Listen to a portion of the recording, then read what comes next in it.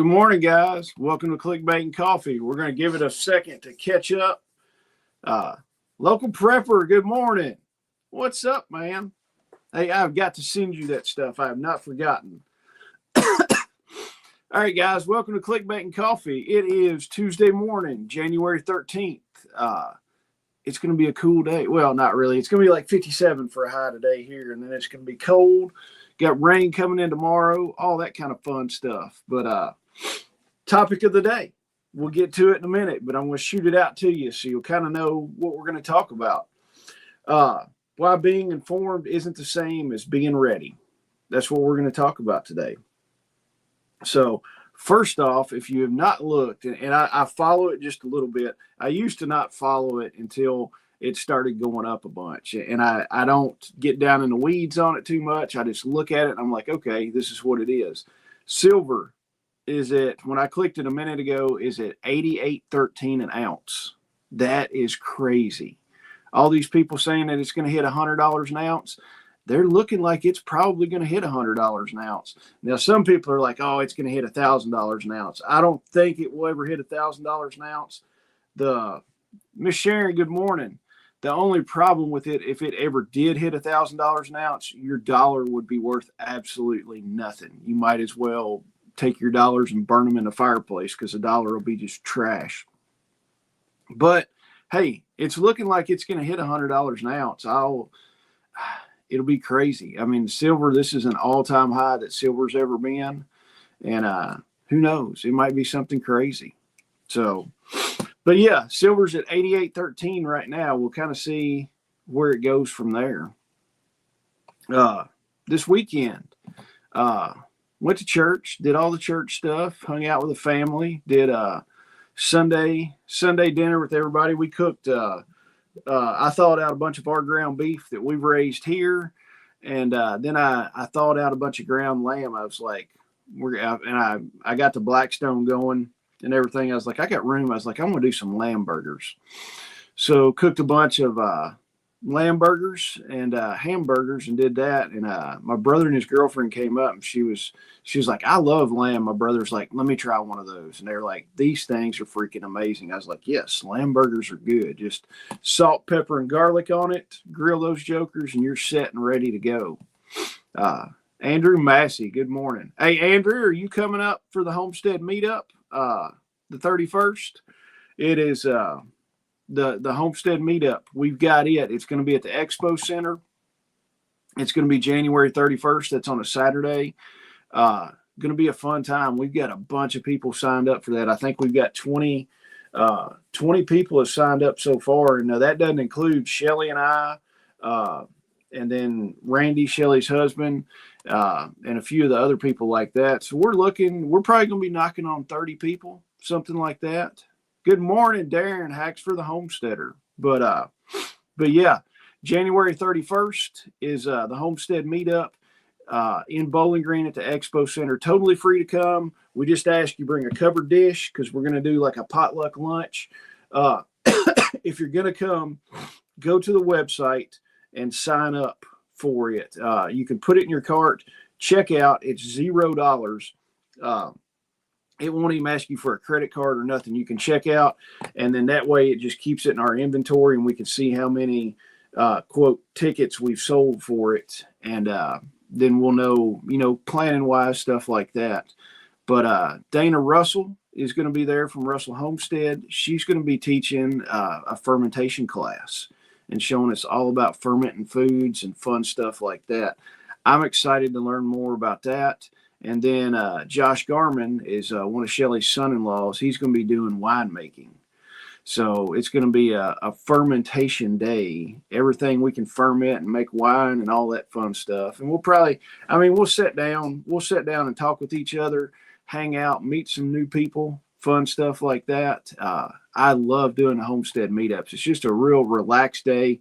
Shelly and I have to plan a little bit, but it's not like all day craziness like the festival where we don't get to enjoy anything. But I enjoy doing these. And Andrew said, I'm going to try my best to be there. And Danny G, good morning, Danny. But well, since Darren's in here, Hacks for the Homesteader, Darren is going to be on tomorrow night with Shelly and I at 8 o'clock. Darren's going to be talking about tool maintenance and stuff like that. Darren can fix just about anything. So it's always nice having Darren at the festival, because if something needs to be done, I can be like, Darren, can you figure this out for me while I put out some other fires? And Darren's like, yeah, sure, I'll do it. So it's like, boom, Darren's there. Darren can fix it. He's kind of like MacGyver. So I don't know if he carries a Swiss Army knife or not, but he's like the MacGyver of a bunch of stuff. But Darren will be on tomorrow night with us to talk about tool maintenance and things like that. So excited about that, guys. Bleeding control kits. We still got a ton of these jokers in stock, ready to ship out. Those things are 15% off. Use the code BLEED15 and then free shipping over $75. And Patriots JC. Wish I could be there, but I can't drive and live in another state. I'm sorry. I wish you could be there. The more people that are there, the more fun it's going to be. But I appreciate you wanting to be here. I appreciate you being in here this morning. Tim, good morning. Thanks for being in here. I appreciate y'all. Hey, there's been an uptick in subscribers from the last video. I think I've gained like 15 or 20 something subscribers from the last video. But guys, I appreciate it. I appreciate y'all being in here. Y'all are the reason I do a show in the morning. It's fun. I like seeing the comments and talking to people. But yeah, the bleeding control kits, we got a ton of those in stock, ready to ship out. Melanie's here. Good morning, Mel. Well, this weekend, no more lambs. We hadn't had anybody. I figured with this cold front doing all this crazy stuff that the lambs would start popping out, but we're still only got one lamb. Peanut's the only little baby down there. So I've not looked this morning. When I get done with this, I'm going to run down there, see if there's any new babies, but none. The other day I had the sheep out in the pond area. And what was it?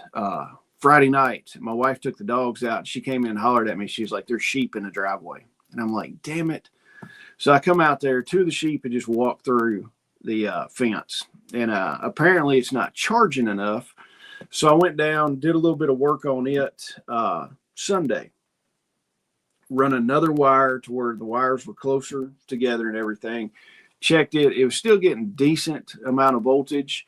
But I put them back out there, and in like 15 minutes, they were standing in the driveway again. I'm like, forget it. I'm done with this. So I put them all back at the barn area and stuck a bale of hay out for them. I'm like, once I get them in it, what it is, I think, where have had my net fence up for a while this summer, a bunch of weeds and stuff have grown in it, and it's not really getting a good shock on those sheep because, of course, they got their winter coat on. So their hair's a lot thicker, so it takes a little bit more juice to give those guys a good shock. So that's the next step. When I get them in it, I'm going to pull the net fence up and clear out all the briars and that kind of stuff and get those guys to where they're going to get a good super shock on them. So did that. They're all back at the barn. I was like, we'll just leave y'all at the barn for a couple of days and throw a bale of hay out and let them do that. It's better than every hour going out there and, hollering at the sheep and like get back in the fence, because eventually they're just going to tear the fence down. I'm like, then I'll have to rebuild it all the way. And then comfrey, man, I tell you what, people have been buying the snot out of comfrey. I dug a bunch of comfrey crowns yesterday and dug a bunch of roots out yesterday for people. I got to get those shipped out this morning.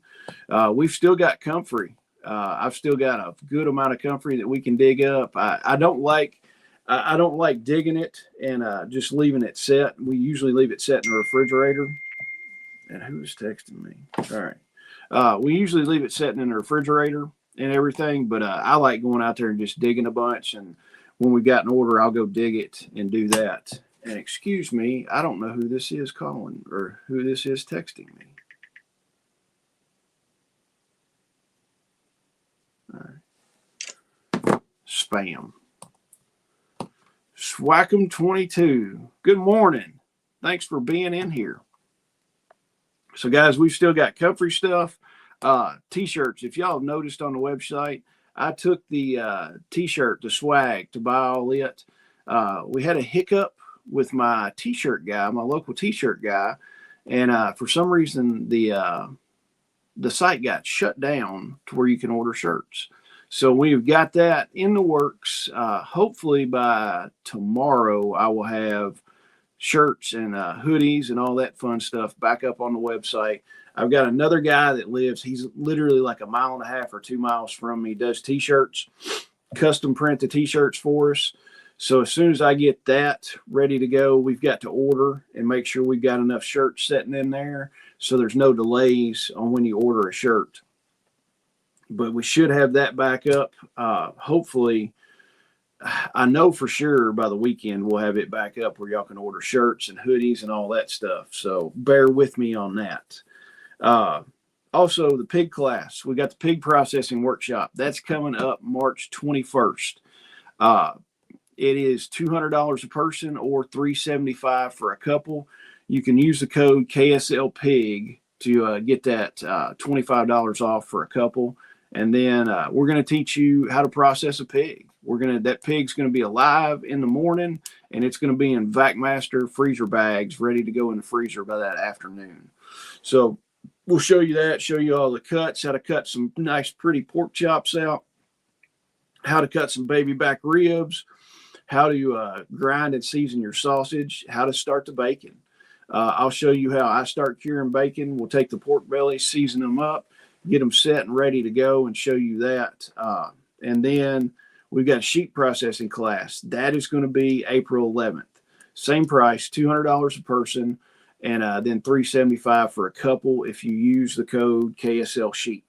So that's going to be, I know I've got 2, possibly 3 sheep that we're going to put in the freezer. So we're going to show you all that. We're going to dispatch the sheep, and then take it all the way start to finish, show you how to cut some nice looking delicious lamb chops, how to do some ground lamb, how to cut your leg of lamb, and get it all ready to go. So those are going to be fun classes. Tactical Muffin Top, what's up? And he loves some homemade bacon. I tell you what, I love some homemade bacon too. I would rather have my bacon than any store-bought bacon I have ever eaten in my life. I'm just like, it tastes so much better. It's amazing. So, but yeah, so we got those 2 classes.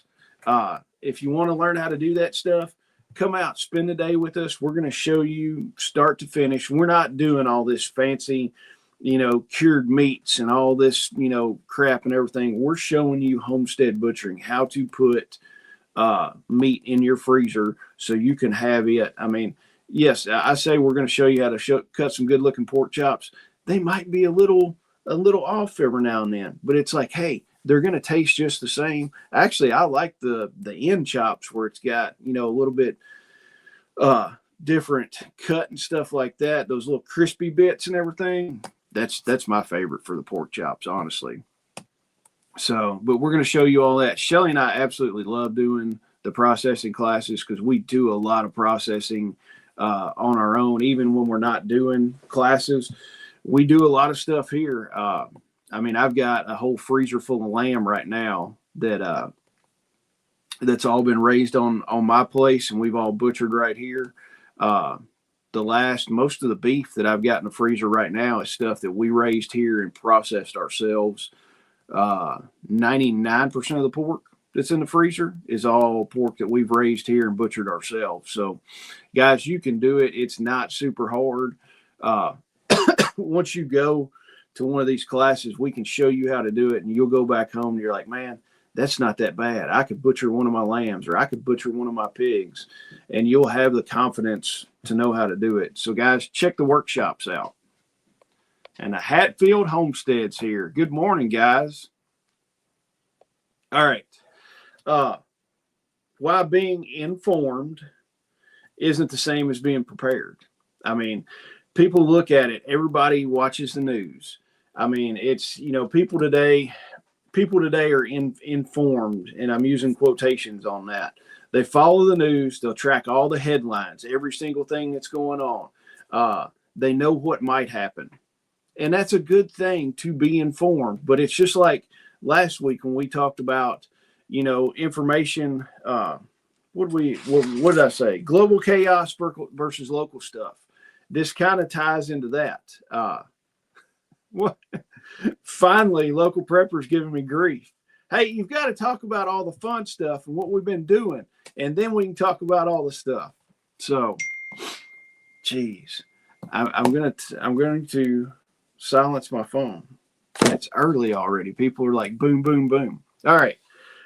Why being informed isn't the same as being ready. Everybody watches the news, knows the headlines. Yes, it's just like I talked last week. Look at all the stuff that's going on, but don't obsess over that stuff. Stay local on everything. But then, so all these people are informed. They know what might happen, what's going on, all this. But then when something happens, they freeze. They're like, oh, crap. I knew this stuff was going on, but I didn't do anything about it. And we're talking about why information feels productive. You've got all this information, you feel like you're doing something productive, but really you're not. It doesn't translate into readiness stuff. So you kind of got to watch that. And part of it is the illusion of preparedness. Information and everything kind of creates a false sense of control. It's like when you read all these articles on stuff, you're reading online, all these articles, blog posts, all this stuff, you're watching all the videos and everything. You're watching, social media, you're scrolling through on social media and looking at all that kind of stuff.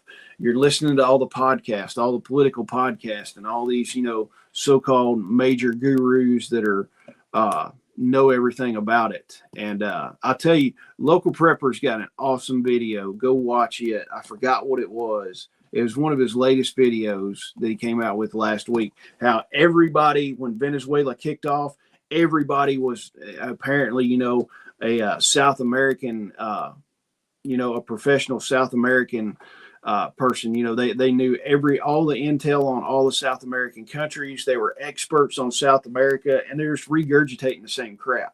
So I watched that video and I was like, that is a freaking good video. More people need to watch that. So go check LP's thing out on that video.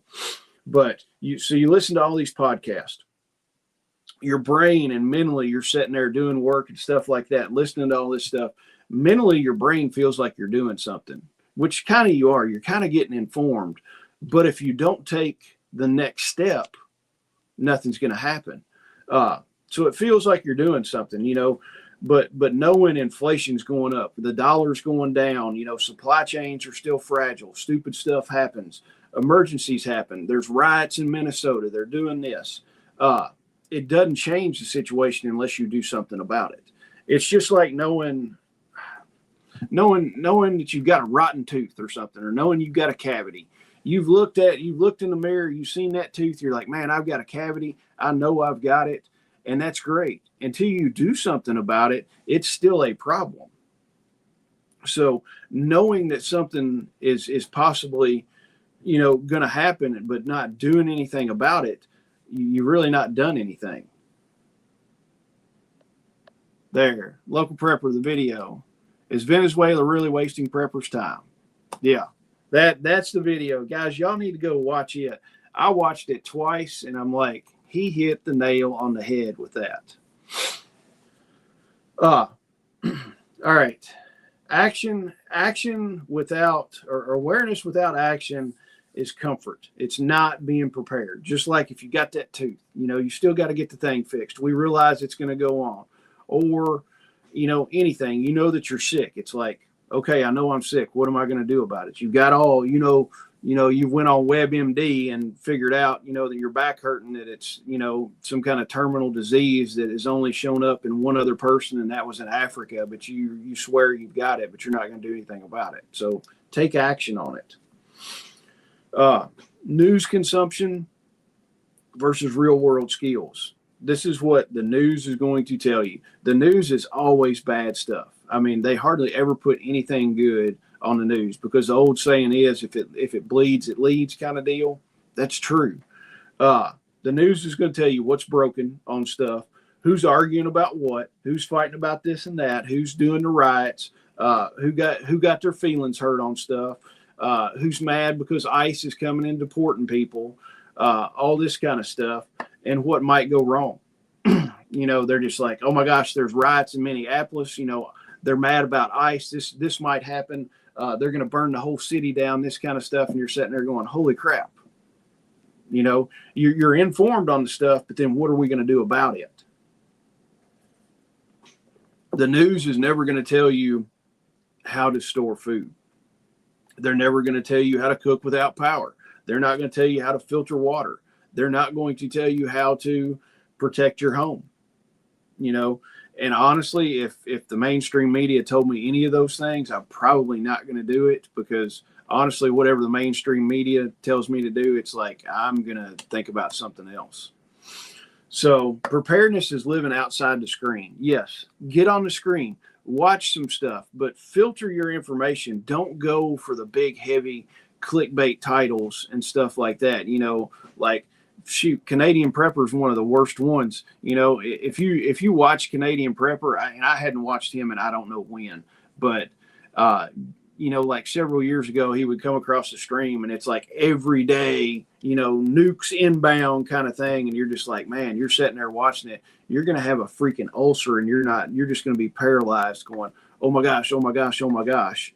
It's like, let's look at some stuff. Let's look how to grow our own food. Let's watch some videos on that. Let's watch some videos on how to put stuff in Mylar. Let's watch some videos on how to grow herbs and how to make tinctures for yourself, just in case you don't have any pharmaceutical drugs when the grid goes down. Let's do some stuff like that. So what happens when reality hits? All this crazy stuff's going on, but you hadn't done anything. When emergencies happen, CP, yeah, Miss Sharon, CP gives me indigestion. Hey, I have not watched that dude, and I don't know when. I'm like, this guy is the biggest turd I've ever seen. I'm like, you get up there and you're like, nukes inbound every day, and it's like, man, I couldn't do it. I watched him for like a hot minute, and I'm like, dude, this guy's a moron. L2 Survive is here. What's up, man? All right. When the emergencies happen, the power goes out, the roads clog up, your phone is not working, it's toast, the shelves are empty. At that moment, habits are going to matter. Your preparations are going to show. Yes, you're the most informed person on Venezuela. You overnight, you became the expert on South American countries, or you became an expert on Russian politics and what they're going to do. But that doesn't do anything if you hadn't done anything about it. The calm people aren't the most typically the calm people aren't the most informed people. They're the most practiced people. It's just like anything that you've done reps and sets on stuff. If you have mastered some of these skills, it's nothing for you to go out and do something. I mean, if you went out and I don't know, certain things. I mean, I look at it on the contracting thing. I've laid so much tile in my life. It is no big deal to go out and lay a tile shower. It's like, cool, that's just another Tuesday. And it's the same thing. If you've practiced stuff, if you've practiced for a power outage at your house, it's like, boom, the power goes out. You're like, cool, bro. This is just another Tuesday. We're going to get the generator out, or we're going to pull our solar generator out. We know the little protocol to do. It's like, we've got this. This is gravy. Let's see. LP says, I watch CNN, therefore I know everything today. Yeah, exactly. CNN, it's the best place to get news. I mean, the communist news network, we should all fall down at the altar of CNN. All right. What actually being ready looks like? Being ready is not watching CNN and knowing everything, not watching Fox News, not watching InfoWars, or not watching Canadian Prepper, because nukes are inbound every day with him. Real readiness is doing stuff and having stuff ready to go. Greg Schemes, good morning. It is a stock pantry, a big stocked pantry. And when I say stock pantry, I'm talking about stuff you're actually going to eat. If you cannot stand pinto beans and you're just like, hey, pinto beans are the nastiest thing in the world. They make me gag if I eat them. Don't stock pinto beans. Don't have 3,000 pounds of pinto beans in your stock pantry. Stock what you're going to eat and go ahead and eat what you're stocked right now and then rotate through all the stuff. So a stock pantry, a food that you're going to eat, not just crap. And then also calories don't equal nutrition. So remember that. Backup lighting. Power goes out. What are you going to do for backup lights? Can you put your hands right now on a flashlight? Can you put your hands on some candles? Do you have candles? Do you have oil lamps? I've got a ton of oil lamps that are ready to go. And I've also have oil with the oil lamps. And another thing, I will give you a tip on oil lamps. When you go and buy the lamp oil at Walmart or Meijer or wherever, and they're in those plastic containers, after about 2 years, those things get brittle and they will leak. Ask me how I know. I had some that leaked. So what I did was took 1 gallon, brand new 1 gallon gasoline cans, took those and I took the lamp oil and poured it in there. So the gallon gas cans are going to be they're a lot thicker. They're going to last a heck of a lot longer. I filled those up with the lamp oil, and then I made sure that I put on a Sharpie. I put lamp oil only, and I've got those sitting in the basement now. They're great. And the funny thing is, years ago, my dad saw that, and he's like, why in the hell do you have gasoline in the basement? I'm like, Dad, that's a lamp oil. And he was like, I didn't know what you were doing. He's like, I thought you had full gas cans sitting in the basement. I'm like, no, it's lamp oil. Just relax. So watch those lamp oil containers. L2 survive. I think this guy on the internet told me I need to stock more scotch. Yes, more scotch, more guns, and more lamp oil is what we need. But stored water. How much water do you have? And I'm not talking about like 2 cases of bottled water, because guys, that ain't going to get you very far. Do you have your water catchment set up? Or if you're on a well, do you have a way to power that well? I mean, you have a way to power that well and pump a bunch of stuff out and store it so you're not having to run that generator all the time to get water out. IBC totes, do you have those? You got another way to cook. You know, the power's going to go out. Your cooktop and your oven are not going to work unless you're running a generator all the time to do it. You got, a way to cook over a fire. Do you have a fire pit? Is your grill ready? Do you have gas for your grill? Or do you have charcoal for your grill? Or can you cook with wood on your grill? Stuff like that.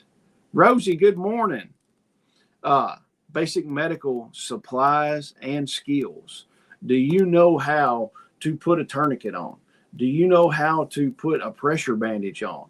And I'm not talking just all major tactical medicine. Do you know how to do certain things? Do you know how to treat a burn on your hand? If we're cooking over a fire and using the grill all the time and cooking with wood, the chances of you getting burned are a lot better. Do you have the equipment to treat a burn? Do you know how to treat a burn?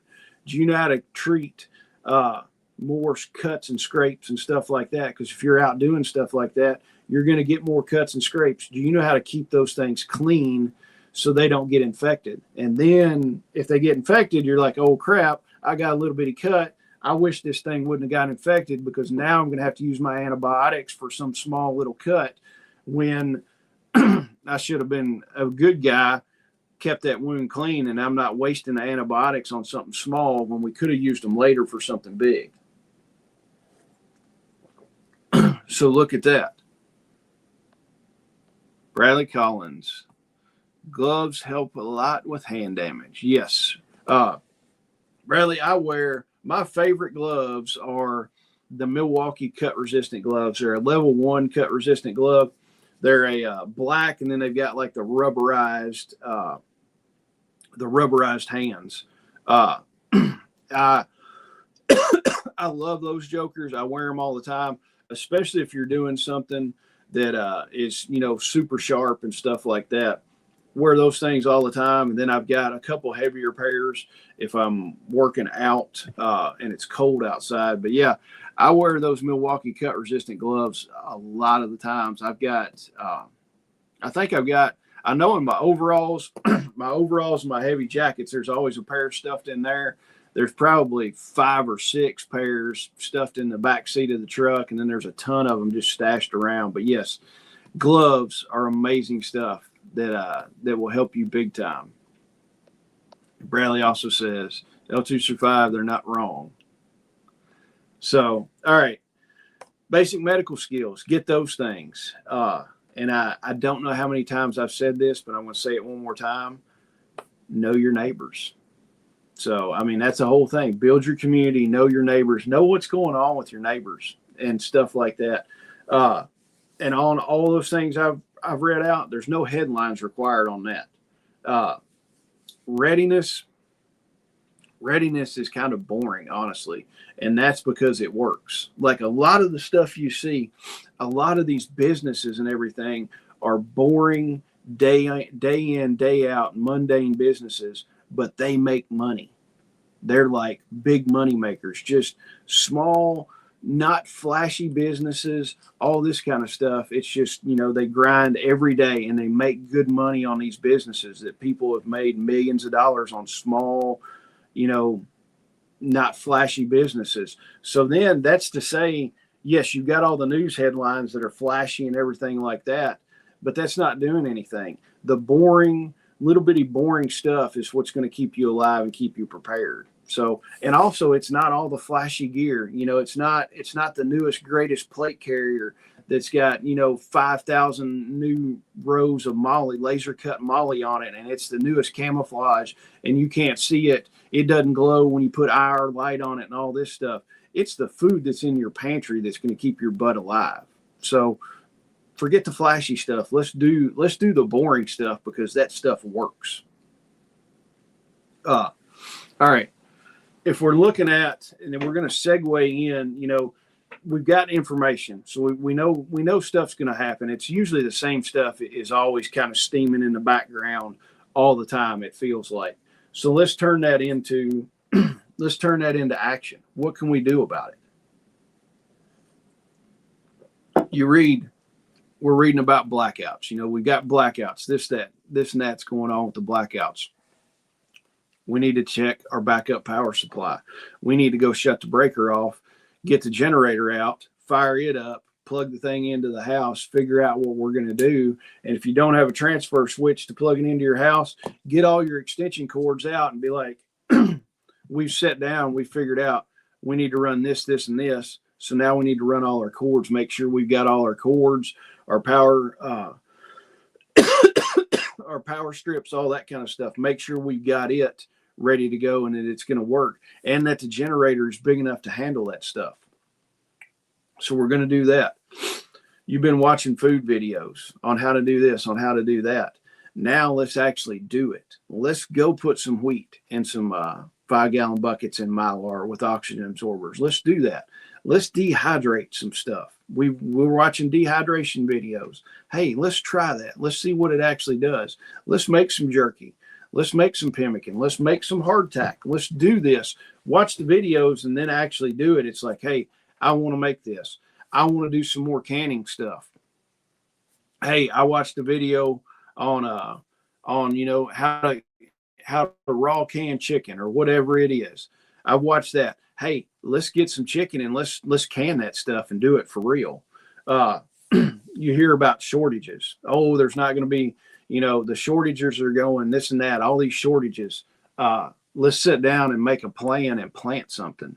Right now is the time to be getting your garden ready as far as getting your seeds in. You're probably a little late depending on where you're at on ordering seeds.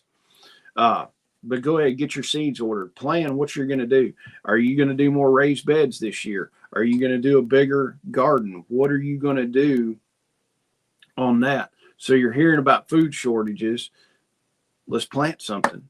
Get your food forest going. I like food forest. That's just me. I like perennial stuff to where I can put a lot of work in on the front end and put less work in on the back end all the time. I like it. I mean, we got tons of strawberries. Hopefully this year will be another one of those big bumper crops of strawberries. We did decent last year, but not super, super great. Not as good as the year before. Action converts anxiety into stability. So look at that. I mean, we need to step up and keep going, make those actions going. Most people are going to stop at the informed stage. They can tell you and, be this great geopolitical analyst and everything like that. But the thing is, they can talk. They can be a talking head, say, this is going on, this is going on, this is going on, and stuff like that. But the thing is, why most people will stop at being informed is because your actions, they take time. They take effort, and some of it's going to be not comfortable stuff. So, I mean, people are super busy these days. I'm super busy. I've got so many irons in the fire. I don't know whether I'm coming or going sometimes with stuff, but it takes time to do this. It takes time to put up food storage. It takes time to put food in buckets. It takes time to can stuff. It takes time to grow your own stuff. It takes time, to build infrastructure for your farm, to get animals and all this. It takes time to go out and feed the chickens, all that. But put that time, stop watching the media and everything, and go out there and take that time. If you're going to watch, CNN or Fox or whatever for an hour, you could have took that hour and been outside doing stuff that actually makes a difference in your survival and the way you're going to live. It takes effort. I mean, you got to look at it. Most people these days, people excluded people in here, you're looking, people don't want to put in the effort. I see so many people, it's all these guys, all these people are like, I want a good paying job and everything. It's like, dude, you got to put some effort in other than just showing up. People think now if you just show up, you should get $1 million an hour and all this stuff, and they should just cater to you. No, you got to put effort in. And a lot of people look at it, they're like, well, I would really like to get some chickens, but then I've got to build a coop, and I've got to do this, and then I've got to go out there and feed them every day. Yeah, you've got to do that crap to put the effort in to have something. Most people want to sit there. It takes no effort to come and sit down on your couch, turn the TV on, and watch Fox News. No effort whatsoever. I mean, you barely burn any calories doing it. But it takes effort to go out and build a chicken coop and get your chickens going. It takes effort to move your chickens in a chicken tractor. It takes effort to go out and build new raised beds and plant that stuff. So you're going to have to put in that effort if you want something out of this. Discomfort. Yeah, some of the stuff is going to not be comfortable. It's not going to be fun out there doing stuff in your garden when it's 90 degrees in the summer. It's not going to be fun every day going out and moving your chickens when it's super hot outside. Some people are going to be not comfortable with butchering animals and processing it. That's fine. Work with somebody on that. There's going to be discomfort in a lot of things. It sucks putting fence up, but having animals and putting fence up, that's part of the gig. So you've got to be uncomfortable about stuff like that. Being informed doesn't take any commitment, nothing like that. But actually being prepared takes commitment. You've got to be committed to doing this kind of stuff. You can't just go out and get a bunch of animals and just let them out in the field and be like, okay, cool. We're not going to really do much with those. It's like what Greg Judy says, the Columbus way, the Columbus method of raising cattle. You turn them out in the spring and you come back to find them in the fall kind of deal, and you've done nothing with them. You've got to be hands-on and have that commitment to do it. Swackham says, watch some of William Bond's stuff on composting and start working on building an effective compost pile. Yes. William and I are friends. I talked to him a couple days ago about some stuff. But yeah, compost. Compost is one of these things. It's a game changer. And it's honestly, compost will fix just about any problem on your farm other than overcompaction and having too many animals. But yeah, do that. Start a compost pile. That would be something. Get out there today. If it's halfway nice, start a compost pile in your yard. I mean, that's going to be super easy thing to do. Jump on it and do it. And Mel said, had someone tell me one time to stop being an information gatherer and just do it. Yeah, eventually there's only so much stuff you can take in and so much information you can have until you're just like, you go cross-eyed and you're like, I don't know which way to go. It's like, take in a little bit of stuff and then go and act on that. Let's go build some new raised beds. Let's go build a chicken tractor. Build a chicken tractor today and then order your stinking chicks. Do that. I mean, it's not that bad. L2 Survive. Ninja garden along your bug out route.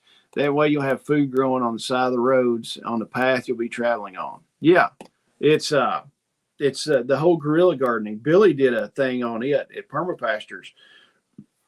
He talked about doing guerrilla gardening on places. That would be cool. Think about it. If you did all that stuff, or you got somewhere where you could go in and plant some fruit trees along your way, plant some fruit trees. It's going to be years before it does anything, but think about it. You could be walking your bug out route if you've got to, and you're like, man, I'm glad I planted these apple trees several years ago. So L2 Survive, that's a great thing. Do that stuff. And a lot of that stuff, people don't realize what is food sometimes and what is just weeds. So you've got to look at that. That's a great idea. The Andy Pearson. Good morning, Andy. Glad to have you in here. And Danny says, I also follow William Bond and had him do the soil analysis for me. Instead of compost, I decided to go with soil savers just because it's much more effective for what I have in pastures. I've got to look at the soil saver stuff. I've glanced at it a little bit. I think I'm going to go and get some of that. I've still got the neighbors like 4 acres that's on the other side of my driveway. We're grazing the sheep in there, but I'm fighting the stinking broom sage. So I need to talk to William or Billy and see if that'll get some of that broom sage out. I'm going to take that stuff here pretty soon and just cut that stuff. Just come in and bush hog it down as low as I can. And then as soon as spring comes, I'm going to start grazing the animals like super heavy. I think my paddocks are too big. So I'm going to do smaller paddocks on it and just let them just mob graze it and just eat the snot out of everything. And hopefully that broom sage will go away. But they will eat the broom sage when it's small and tender. But as soon as it gets over a certain length, they're just like, forget it. I'm not eating this crap. So I got to manage that. Everybody says if you go conventional wisdom, they're like, you really need to lime the crap out of it, and the lime will take it away. But I really don't want to lime that whole field. It wouldn't be bad to lime it, but it's like I just don't want to spend the money. I would rather do something, not that lime's horrible or anything, but I would rather do something a little bit more organic and a little bit. I mean, if I can just go in there and just graze the animals, that's free, or actually you're saving money because you're not having to buy any hay. The animals are eating the grass and they're taking care of the problem for sure. And this is Sharon. I know she's under her alias. Where do you get wood chips and make sure they don't have toxic chemicals contamination? All right, Sharon, from the wood chip stuff, if you look at it, I've talked to William about it, and William said some stuff before. By the time the tree soaks all that stuff up and everything like that, it's pretty much a no-go. It's not going, there's not going to be any problems with it. I don't see a problem with it. William had told me, we've not ever looked. It's not like they're spraying Roundup all over the trees and stuff like that. I wouldn't have a problem and wouldn't worry about any toxic chemicals to contaminate that. And then too, if you're using wood chips in your compost, once you got that composted, the microbes are going to tie up any of those toxins and make them inert. So I wouldn't worry too much about that. I've got a tree trimming company that comes in and drops chips when I need it. I call the guys, and usually within a day or so, they'll bring me chips. And we've got wood chips all over in the food forest, all around my fruit trees, all that stuff. And, we're doing amazing growing stuff down there. All the strawberries are doing great. Comfrey's doing great. All that. I've never had a problem. I wouldn't worry too much about it. Just like when they're picking up leaves. Billy said before, he's like, I'm not worried about picking leaves up because by the time, if there's anything in that, none of those toxins have made it all the way up the tree trunk and into those leaves. He was like, it's kind of a non-starter. So I wouldn't worry too much about it. Just whack them. Do they charge for the chips, or are they just looking for a place to dump them? They're just looking for a place to dump them. And then I tell you what, a lot of the times, if you can see, if you're driving somewhere and you see it close to your house and you see the guys cutting trees, stop and ask those guys, be like, hey, do you need a place to dump stuff? Because a lot of the times they're having to drive, 20, 30, 45 minutes to a place to dump those things. So if you're looking at that, you're saving them an hour and a half round trip on going somewhere to dump it. If you're like, hey, I'm 5 miles down the road, I'll mark a spot for you to dump them. They'll be like, heck yeah, we're going to do that and save all kinds of time. So I just told the guys, I'll call them and I'm like, hey, if you're in the area, in the next little bit, bring me some wood chips. And usually it's a big company. It's a big tree trimming company. So they're pretty cool about doing it. They've got a lot of crews. And I'm like, I'll put a sign out, dump the chips here, or I've got chips already sitting there. It's like, go ahead and just dump them on top of that. But I've never paid for chips. And then that chip drop website, it sucks. Like I signed up for it a couple years ago, never got an email, phone call, nothing on that. So the best thing is just watch when those guys are there or when they're around, stop and talk to them for a minute and be like, hey, I need some wood chips and here's my address. And when you're close, come drop these things off. Because if they're going to save time, they're going to do it. So, all right, final takeaway. Something bad could happen. Yes, we know. Being ready is I'll be fine if it does, or at least I will be better than most of the people around me will be. You don't need more news. You need capability. So today, stop watching the news and make some plans and take those first steps. Let's take the first step. Go ahead and plan more garden space. Go ahead and plan on getting some chickens this year on what you're doing. Plan more of the stuff for your pantry. Stock your pantry deep. Do that kind of stuff. Take some action on the information that you've got, because information without action is a no-go with me. It's like we've got to put foot to butt and do this stuff. So guys, I appreciate it. Also, don't forget the Homestead meetup, January 31st. It's free. It's at Western's Expo Center. Go to the website, sign up for it. It's totally free. Just bring a covered dish, because we're going to do like a potluck lunch. And Miss Sharon put in there too, bleeding control kits, 15% off. Go check that out. Also, don't forget the pig processing class is March 21st. The sheep processing class is April 11th. You can sign up for those on the website. And guys, I've got to go send some comfrey out and some other orders out. Got to run to the UPS store. So I'm going to do that before I've got all the other fun stuff to do today. But guys, I appreciate it. Hit the like button on your way out. Share it out to a bunch of people. It'll help out a bunch. And guys, I appreciate all of you being here. And I will see y'all tomorrow night with Shelly and Darren from Hacks for the Homesteader. Guys, y'all have a great day and be productive. See ya.